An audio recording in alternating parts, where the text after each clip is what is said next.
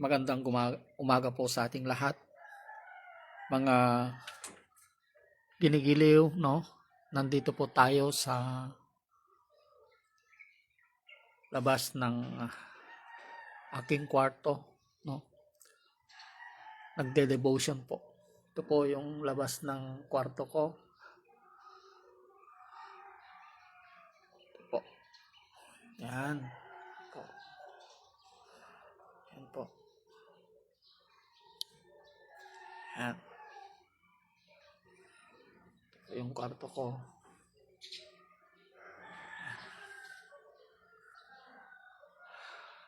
Hallelujah.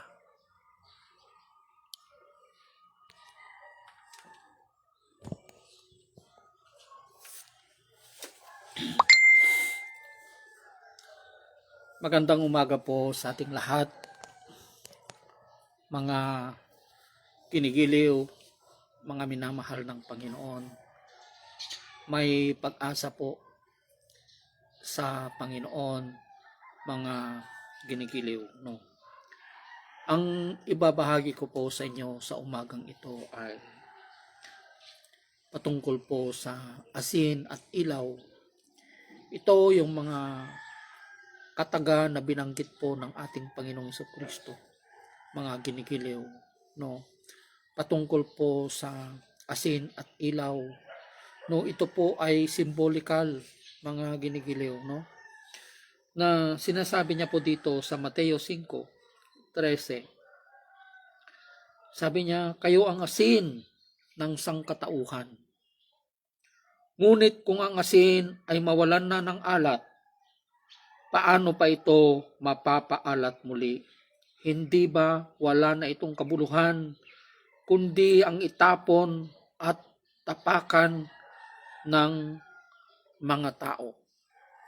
Kayo ang asin ng sanlibutan, sangkatauhan, sabi niya, na kapag wala na daw kabuluhan ang asin, ay itapon na lang at tinatapak-tapakan na lang ng mga tao, mga ginigiliw. Alam nyo ang asin, no? Ito po, nung unang panahon, ito ay napakahalaga sa buhay ng mga tao, lalong-lalo na sa mga Romano, mga sundalong Romano nung unang panahon, mga ginigiliw. Ang asin na ito ang ginagamit nila na pambayad sa kanilang mga sundalo. So ibig sabihin, napakamahal ang asin nung unang panahon, mga ginigiliw. Hindi katulad ngayon na nakakabili ka ng 5 piso, 10 piso, pero nung panahon, no, ang asin ay napakamahal. Ginagamit po nila ito na pansahod sa mga kasundaluhan, sa mga sundalong Romano nung unang panahon, mga ginigiliw. Ano pa ang kahalagahan ng asin, no? Ang asin, no, nagagamit din natin ito para ma-preserve, no, yung mga karne, yung mga isda, yung mga pagkain, no, na nabubulok, no.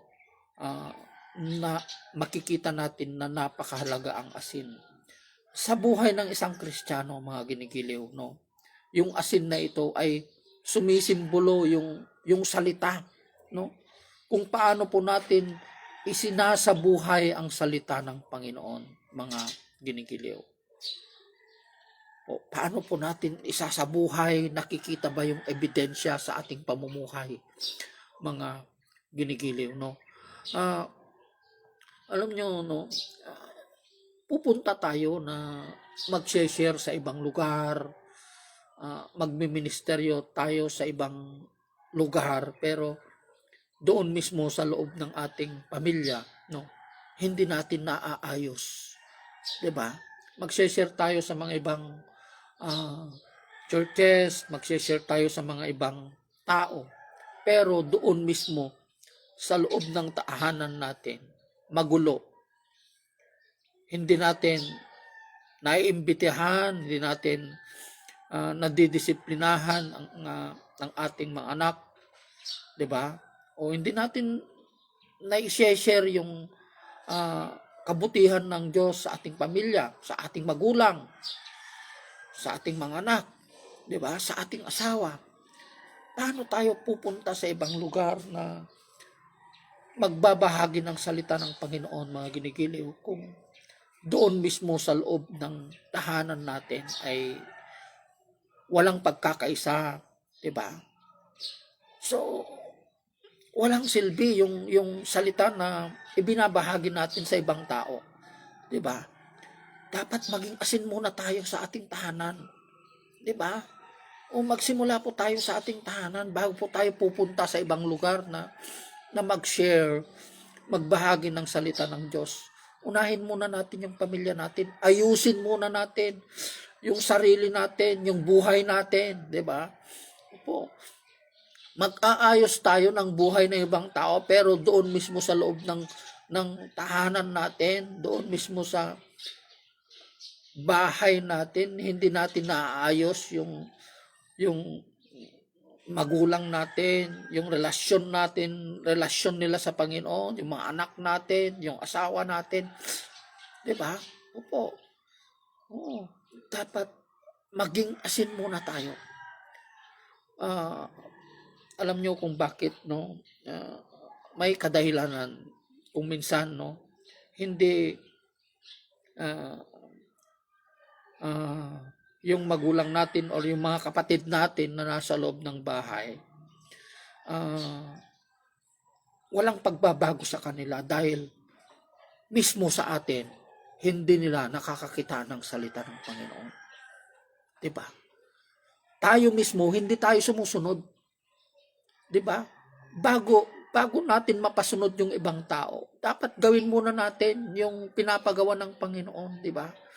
Opo. Dapat makita nila yung liwanag sa atin. Dapat ah, katulad ng asin, 'di ba? Wala nang silbi, ano pang silbi ng asin kung wala namang kabuluhan, 'di ba?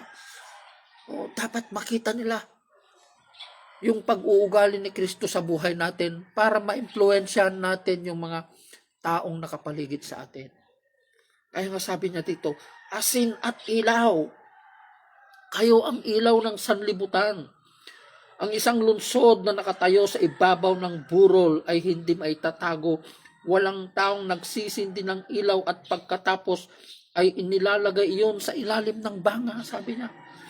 Sa halip, inilalagay iyon sa talagang patungan upang matanglawan ang lahat ng bagay. 'Di ba?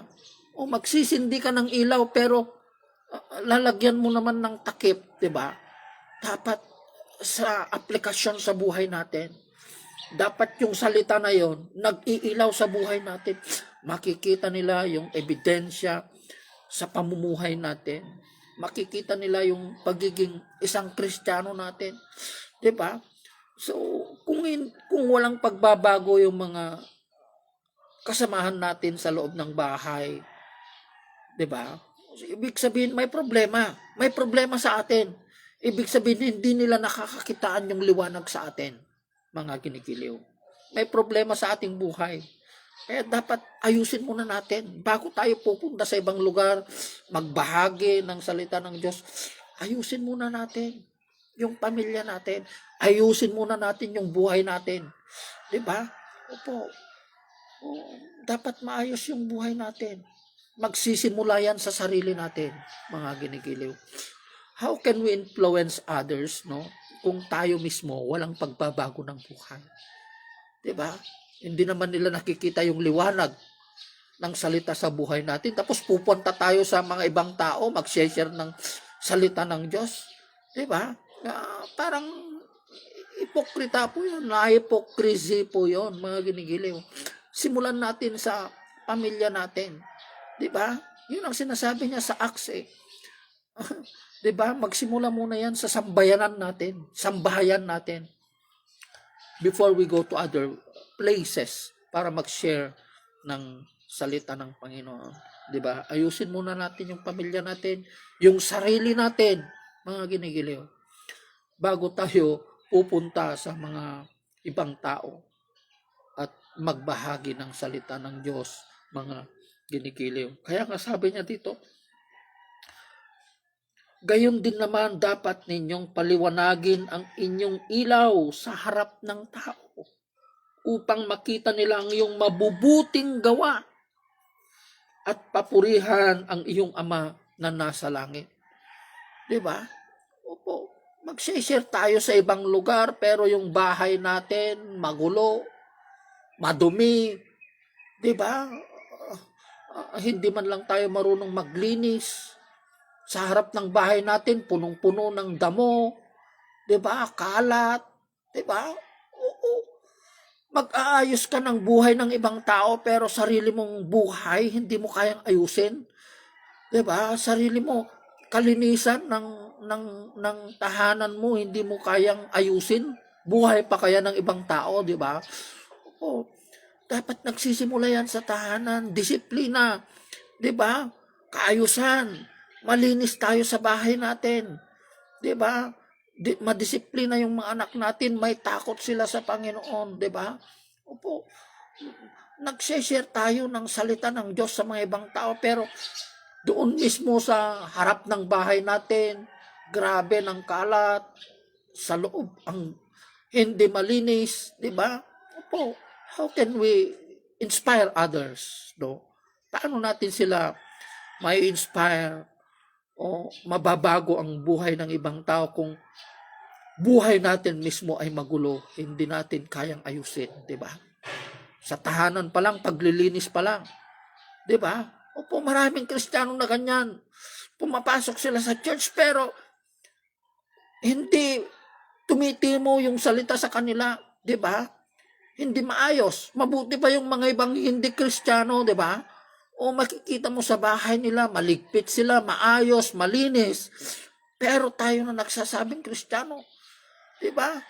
Ang daming kalat, magulo, 'di ba? Madumi. Oo, 'di ba?